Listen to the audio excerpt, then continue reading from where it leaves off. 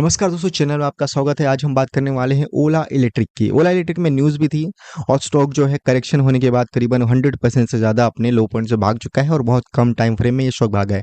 तो स्टॉक का fundamental analysis भी करेंगे हमें यहाँ पे और चार्ट में भी देखेंगे क्या चार्ट पैटर्न बन रहे हैं। पहले न्यूज़ की बात करते हैं। यहाँ पे जो मेन न्यूज़ क्या थी, ये न्यूज़ थोड़ी अभी 1 हफ्ता हुआ इस न्यूज़ को आए हुए। 4 जून का ये न्यूज़ है। यहाँ पे ओला इलेक्ट्रिक ने क्या किया था कि 780 करोड़ क्यूआईपी रेज किए थे और ये जो उनका सब्सक्रिप्शन था वो 56% ज़्यादा ओवर सब्सक्राइब हुआ था। क्यूआईपी का मतलब ये होता है कि जो कंपनी को किसी अगर जगह से पैसा लेना होता है तो क्या करती है, अपनी इक्विटी को डाइल्यूट करके वहाँ से पैसा लेती है। क्वालिफाइड इंस्टीट्यूशनल प्लेसमेंट जो होते हैं उसके थ्रू ये पैसा लेती है और यहाँ से 780 करोड़ इन्होंने लिया हुआ है। इसका मतलब सिंपल निकलता है कि यहाँ पे ये ग्रोथ के लिए अभी और इन्वेस्ट करना चाहते हैं। उन्होंने जो पहले गलतियाँ की थी उसको सुधारना चाहते हैं, जिसके थ्रू उन्होंने क्यूआईपी लाया था और 780 करोड़ जो उन्होंने रेज किया हुआ है।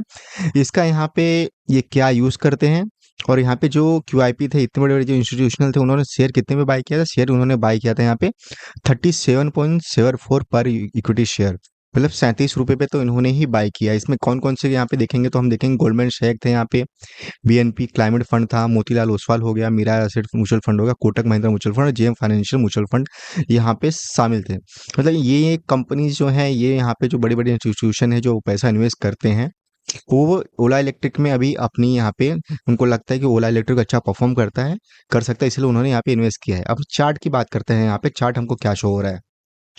चार्ट पे हमको क्लियर पैटर्न देखने को मिल रहा है। यहाँ पे चार्ट में देखेंगे तो ये जो यहाँ पे स्टॉक था गिरने के बाद ना, ये पूरा जब स्टॉक का यहाँ पे आया था तो एक चीज़ आपको देखने को मिलेगी, वॉल्यूम देखेंगे पूरा ड्राई है यहाँ पे, वॉल्यूम कुछ नहीं था। उसके बाद 1 साल कंप्लीट होता है, जिनको शेयर बेचना होता है, खरीदना होता है, जो 1 साल का इनका लॉक इन पीरियड था खत्म होता है और लोग यहाँ पे शेयर सेल करना स्टार्ट करते हैं। सेलिंग इतनी ज़्यादा होती है कि स्टॉक गिर गिर के यहाँ पे 30 के लेवल पे आता है और उसके बाद गिर के इसका जो ऑल टाइम लो है करीबन 22 रुपये के आस जो है स्टॉक यहाँ पे आ जाता है।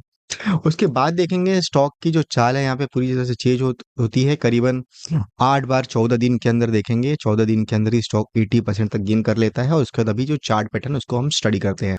चार्ट पैटर्न में आप यहाँ पे देखेंगे, ये यहाँ पे स्टॉक ने बेस बनाया था। बेस बनाने के बाद यहाँ पे जब ब्रेकआउट हुआ बेस का, आपको मैं बना के दिखाता हूँ बेस ब्रेकआउट कैसे हुआ यहाँ पे ओला इलेक्ट्रिक का। ये था इसका बेस। बेस ब्रेकआउट होने के बाद स्टॉक देखेंगे यहाँ पे करीबन 70-80% भागा था और दूसरा यहाँ पे राउंडिंग बॉटम बनाने की कोशिश तो कर रहा है। पूरा पूरी क्लियर राउंडिंग बॉटम पैटर्न यहाँ पे नहीं है, ठीक है। इस तरीके से कुछ ये बनाने की कोशिश कर रहा था। यहाँ पे छोटा सा आप कप एंड हैंडल भी इसको बोल सकते हैं, पर इसका हैंडल ऊपर है तो पूरी तरह से क्वालिफाइड इसके लिए नहीं करता है ये। तो अब हम चार्ट की बात करते हैं। यहाँ पे ब्रेकआउट हुआ था तो अभी ये जो फेस है, ये 2 फेस हो सकता है। यहाँ पे एक्यूमुलेशन फेस हो सकता है। यहाँ पे कंपनियां जो हैं एक्यूमुलेट कर रही हैं 37 पे। अभी इन्होंने भी क्यूआईपी के लिए शेयर अपना दिया था, यहाँ पे क्यूआईपी किया था इन्होंने, तो उसकी वजह से उन्होंने भी रेस किया हुआ है। और शेयर की बात करते हैं तो अभी ये आप देखेंगे, मैं यहाँ पे आपको एक्सपोनेंशियल मूविंग एवरेज लगा के दिखाता हूँ 10 का। तो जो स्टॉक था पूरी तरह से रिस्पेक्ट करते हुए यहाँ पे स्टॉक आया था इसको। उसके बाद अभी स्टॉक देखेंगे ना हम, ये 10 के नीचे चला गया है, ठीक है। एक्सपोनेंशियल मूविंग एवरेज जो है 10 के नीचे स्टॉक चला गया है ओला इलेक्ट्रिक का। तो अभी आपको कोई फ्रेश पोजीशन बनाना चाहते हैं तो आप रुक सकते हैं, क्योंकि ये अगर जब तक ये 10 के ऊपर नहीं जाता है, क्योंकि 10 के ऊपर जाने का मतलब ये है कि ये स्टॉक देखेंगे आप 10 को बहुत ज़्यादा रिस्पेक्ट करता है। ये या 10 के ऊपर रहता है या 10 के नीचे ही रहता है। 20-50 इसमें लगाने का ज़्यादा कोई मतलब होता नहीं है स्टॉक में, क्योंकि ये जो स्टॉक है बहुत ज़्यादा स्ट्रेंथ वाला स्टॉक है। इसकी आरएसआई हमेशा हाई रहती है, एकदम लो ही रहती है। इसकी वजह से यहाँ पे 10 का मैंने लगाया हुआ है। तो अभी स्टॉक को देखेंगे 10 के ऊपर ही है, ऊपर था यहाँ पे भी नीचे चला गया है। करीबन 4 दिन से स्टॉक अभी डाउन ट्रेंड में है। तो अभी ये जो कैंडल बनी है यहाँ पे, इंडिसाइसिस कैंडल बनी है, डोजी की तरह कुछ कैंडल बनी हुई है यहाँ पे। तो आप क्या कर सकते हैं कि आपको ना यहाँ पे मैं आपको बोलूंगा कि ये इस पॉइंट पे, ठीक है, कितना है ये 42 के पास आप एक नोटिफिकेशन लगा के रख सकते हैं। अगर स्टॉक यहाँ पे 42 के पास वापस आता है और 10 एक्सपोनेंशियल मूविंग एवरेज है इसके ऊपर रहता है उस दिन, तो यहाँ पे हमको एक फ्रेश अपसाइड देखने को मिल सकता है। और जो पहला रेजिस्टेंस हमको देखने को मिलेगा इसका, ये अभी नियर टर्म जो हाई था 48 के आसपास, और ये 48 का जो आपको रेजिस्टेंस देखने को मिलेगा, इसका सिग्निफिकेंट यहाँ पे दो चीज का है। देखेंगे आप तो ये जो यहाँ पे हाई बनाया हुआ है वीकली बेसिस पे, आपको मैं दिखा देता हूँ। देखिए ये जो इसका हाई था यहाँ पे, यहाँ से स्टॉक ने भी गिरना स्टार्ट किया था। तो आपको एक चीज यहाँ पे क्लियर दिखेगी, ये जो रेजिस्टेंस था ये कभी सपोर्ट हुआ करता था। जब ये सपोर्ट टूटा तो स्टॉक बहुत बुरी तरीके से नीचे गिरा था। यहाँ पे एक बार सपोर्ट के यहाँ पे लेने भी आया था स्टॉक, पर यहाँ पे इसको सपोर्ट नहीं मिला।